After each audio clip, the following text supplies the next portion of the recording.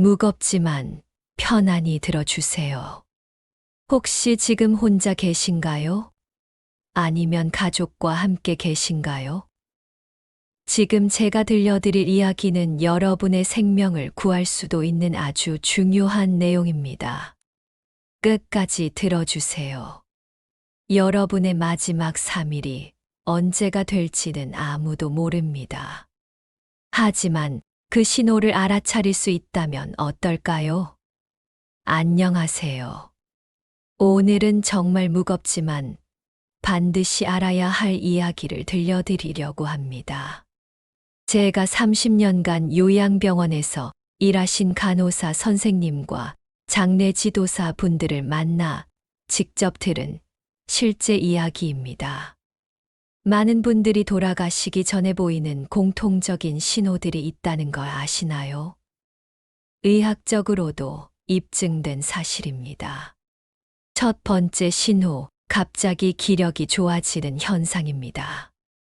이걸 의학 용어로 회광반조라고 합니다.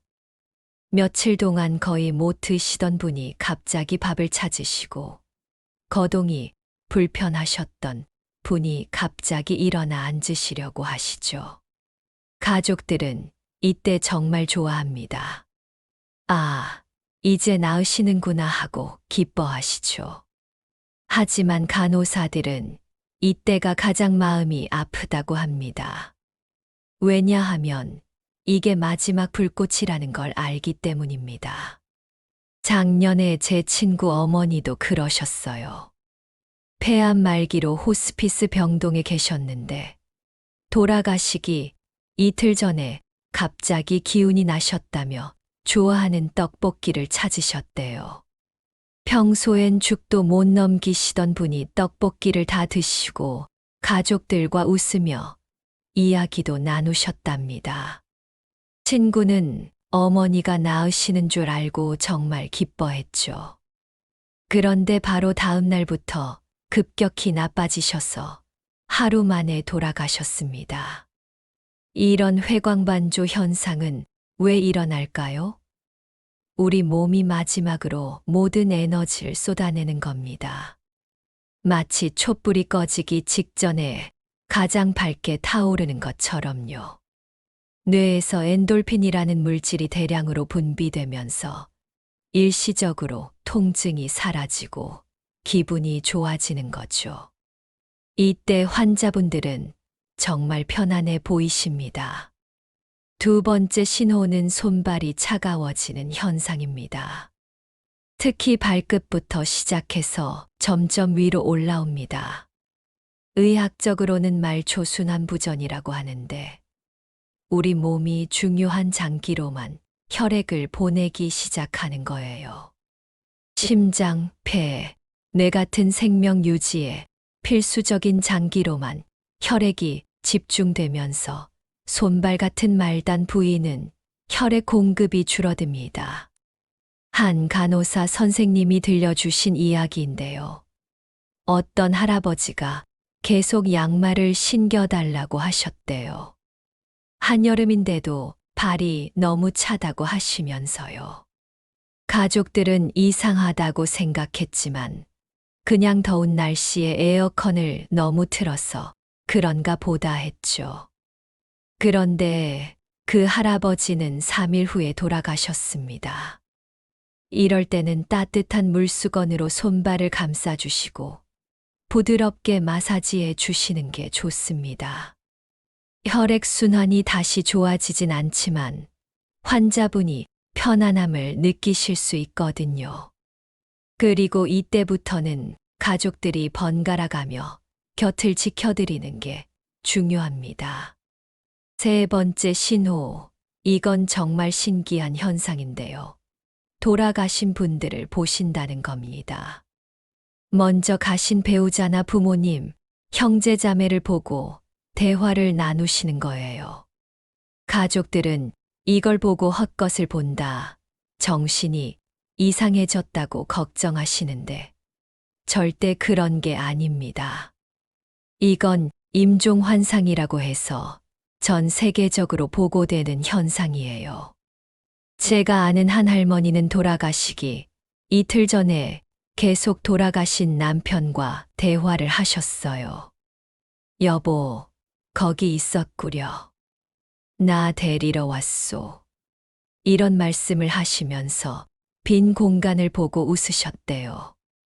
날은 처음엔 무서워했지만 나중엔 어머니가 아버지를 만나서 기뻐하시는구나 생각하고 마음이 편해졌다고 합니다. 이런 임종 환상은 과학적으로도 설명이 됩니다. 뇌에서 DMT라는 물질이 분비되면서 일어나는 현상이라고 하는데요.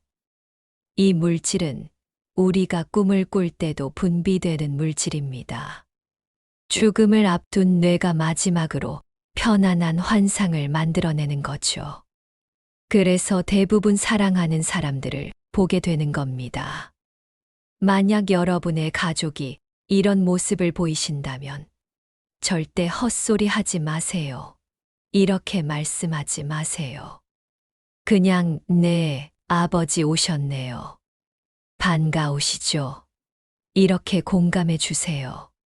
환자분께는 그게 현실이거든요. 그리고 이런 현상이 나타나면 대개 48시간에서 72시간 내에 임종을 맞으신다고 합니다. 네 번째 신호는 호흡의 변화입니다. 체인 스토크스 호흡이라고 하는데 숨을 깊게 쉬었다가 점점 얕아지고 그러다가 잠시 멈췄다가 다시 깊게 쉬는 패턴이 반복됩니다.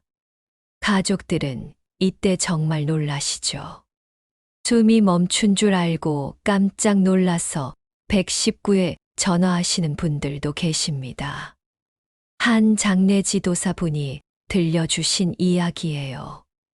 어떤 아들이 아버지 임종을 지키고 있었는데 아버지 숨이 10초 정도 멈췄다가 다시 크게 들이쉬시는 거예요.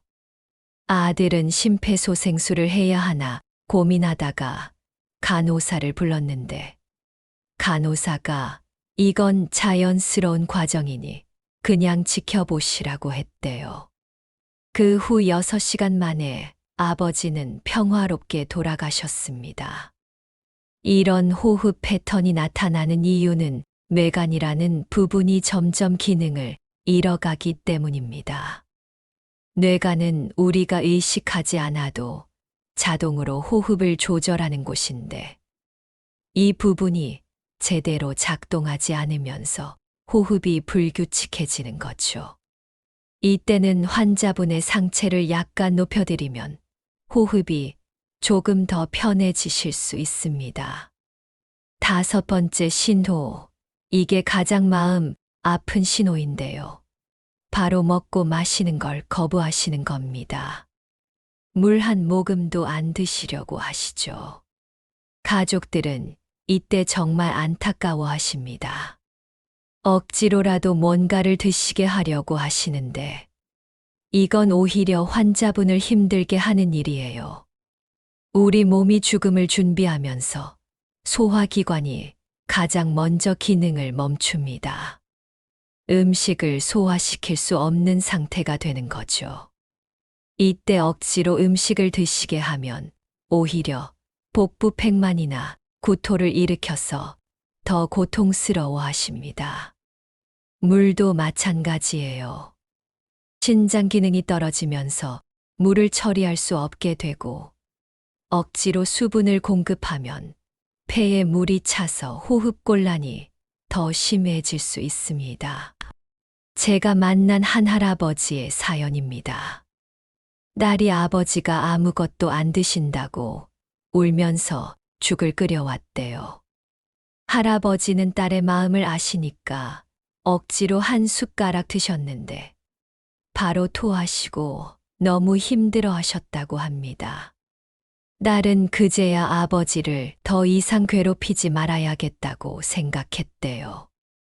이럴 때는 입술이 마르지 않게 물을 적신 것으로 입술을 축여드리고 입안을 깨끗이 해드리는 정도면 충분합니다. 그리고 괜찮아요. 드시고 싶지 않으시면 안 드셔도 돼요. 라고 말씀드리면서 편안하게 해드리는 게 중요합니다. 여기서 잠깐 이런 신호들이 꼭 순서대로 나타나는 건 아닙니다. 사람마다 다르고 어떤 분은 이런 신호 없이 갑자기 돌아가시기도 합니다. 하지만 대부분의 경우 이 5가지 신호 중 2~3가지는 나타난다고 합니다. 그런데 여러분, 이런 신호들을 왜 알아야 할까요? 무섭게 들릴 수도 있지만 이건 정말 중요한 지식입니다. 첫째, 가족이 마지막을 준비할 수 있는 시간을 줍니다. 멀리 있는 가족을 부를 수 있고 하고 싶었던 마지막 인사를 나눌 수 있죠. 둘째, 불필요한 의료 행위를 피할 수 있습니다. 이미 자연스러운 과정에 있는 분께 심폐소생술이나 과도한 치료를 하면 오히려 고통만 더해드리는 거거든요. 셋째로, 가장 중요한 건 마지막 순간을 평화롭게 보낼 수 있다는 겁니다. 죽음이 임박했다는 걸 알면 환자분도 가족도 마음의 준비를 할 수 있습니다. 용서하고 싶었던 사람을 용서하고 사랑한다는 말을 전하고 고마웠다는 인사를 나눌 수 있죠. 실제로 호스피스 병동에서 일하시는 의사 선생님이 들려주신 이야기입니다. 한 할머니가 이런 신호들을 보이기 시작하자 의사 선생님이 가족들을 모두 부르라고 했대요.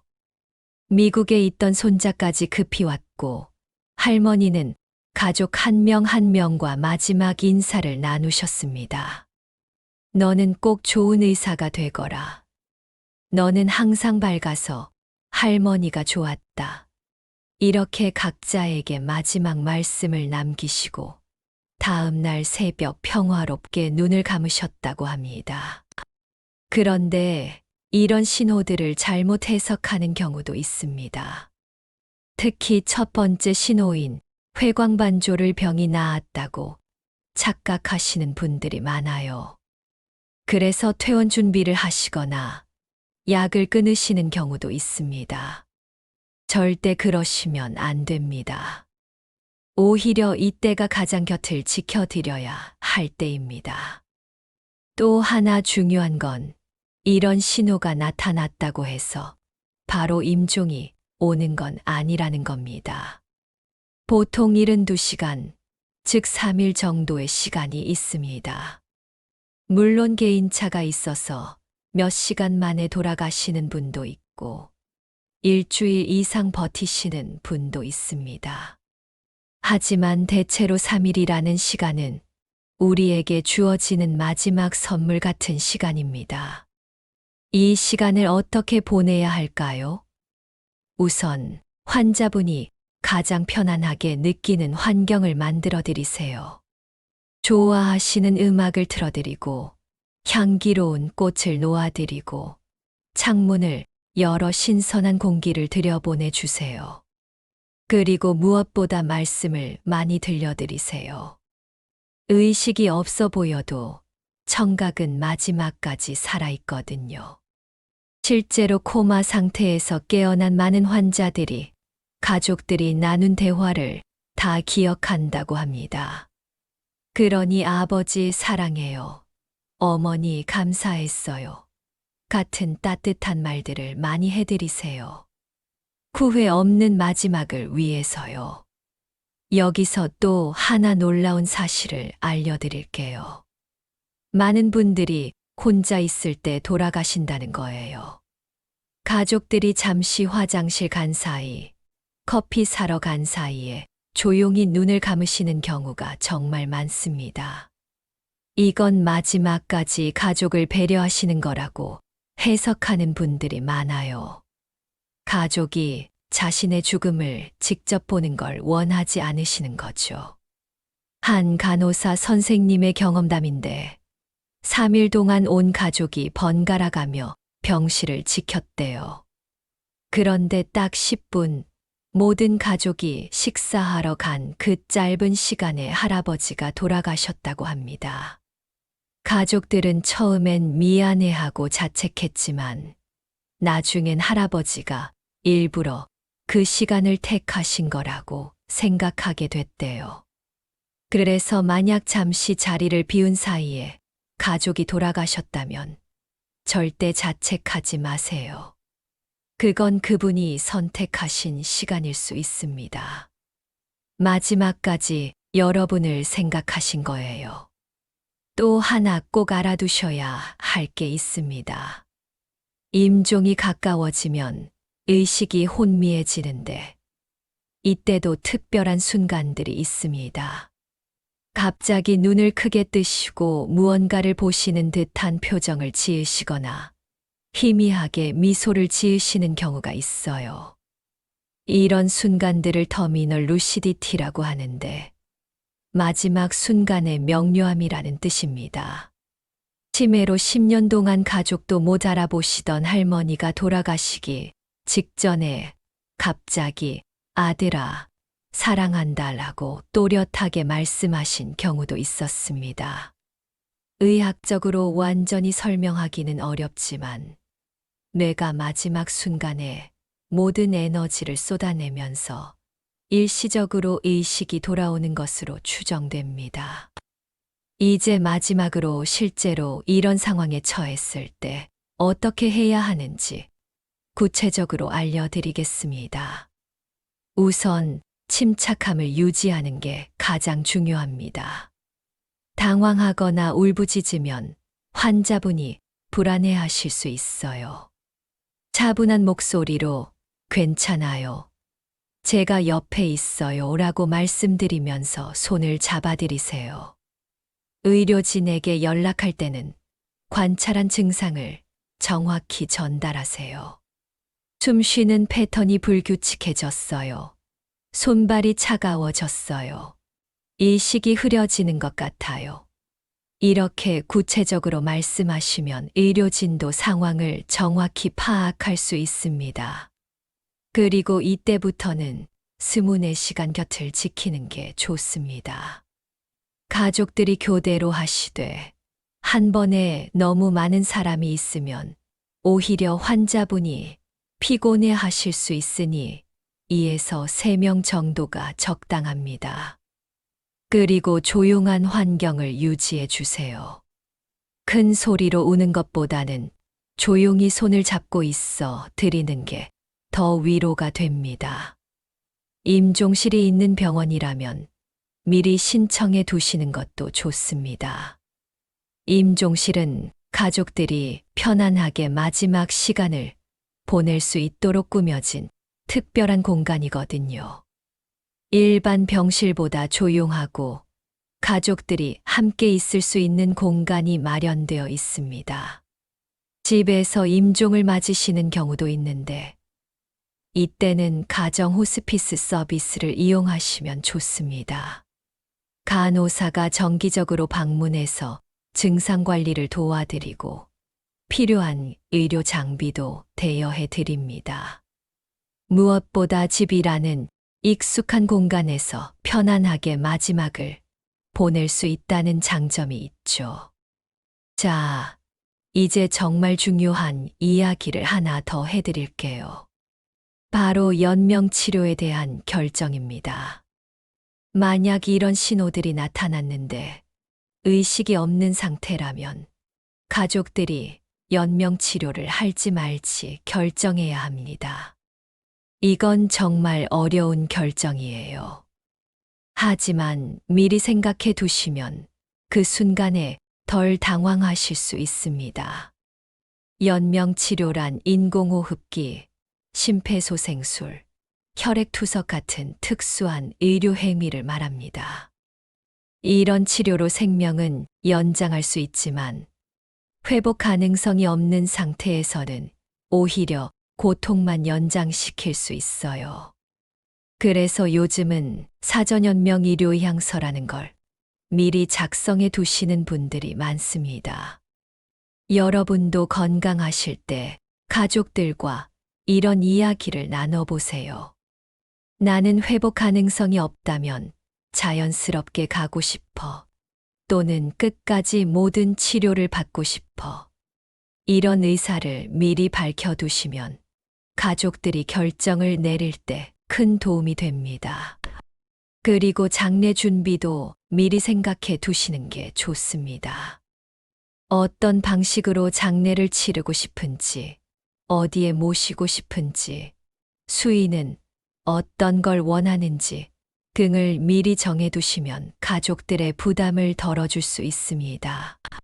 실제로 요즘은 자신의 장례를 미리 계획하는 웰다잉 문화가 확산되고 있습니다. 마지막으로 여러분께 꼭 당부드리고 싶은 게 있습니다. 죽음은 삶의 자연스러운 한 부분입니다. 우리 모두가 언젠가는 맞이해야 할 과정이죠. 그걸 두려워하기보다는 준비하는 자세가 필요합니다. 오늘 제가 들려드린 이야기가 무섭게 들리실 수도 있지만 이런 지식이 있으면 그 순간이 왔을 때 더 의연하게 대처할 수 있습니다. 그리고 무엇보다 지금 살아있는 이 순간이 얼마나 소중한지 다시 한번 생각해 보세요. 사랑하는 사람들에게 미루지 말고 오늘 사랑한다고 말하세요. 고맙다고, 미안하다고 전하세요. 우리에게 내일이 보장된 건 아니니까요. 여러분, 오늘 이 영상이 도움이 되셨나요? 혹시 주변에 이런 정보가 필요한 분이 있다면 꼭 공유해 주세요. 그리고 여러분의 경험이나 생각을 댓글로 남겨주시면 서로에게 큰 위로와 도움이 될 것 같습니다. 죽음에 대해 이야기하는 것이 금기시되는 우리 문화지만 이런 대화가 더 많아져야 한다고 생각합니다. 오늘도 건강하고 행복한 하루 보내세요. 감사합니다.